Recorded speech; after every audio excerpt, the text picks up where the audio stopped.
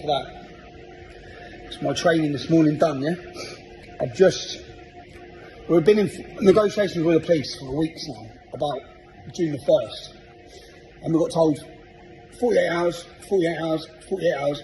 We got told that the agreement that we will have Parliament Square for our huge Arctic lorry and the biggest screen you can hire in the UK, sound system, piano, everything, so we can have a celebration, yeah?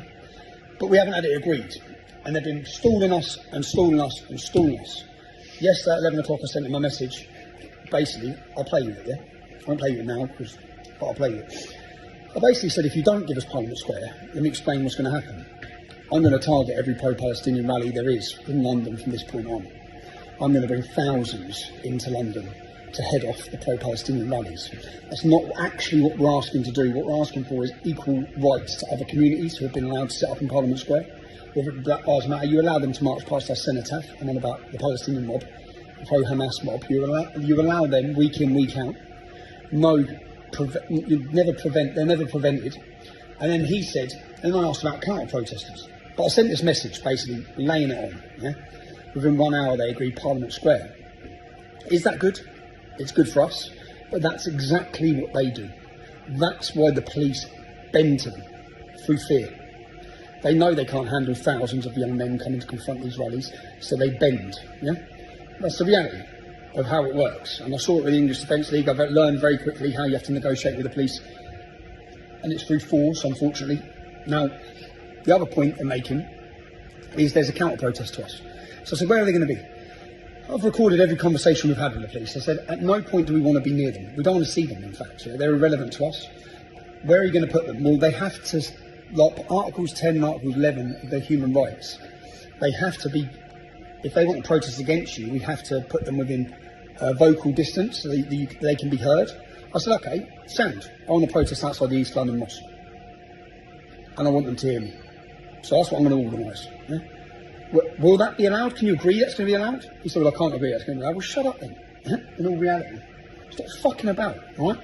We're trying to facilitate a peaceful day for everyone who's coming, yeah? And we're going out of our way to do that. And the police have now agreed we have Parliament Square, we have our stage, we have our screen. We've agreed at muster point.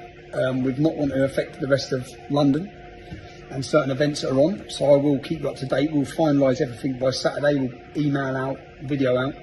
If you're sitting on the fence thinking about whether to come to London or not, what more will it take to get you up and get you out and get you to do something? What more will it take? How much more moaning can we do?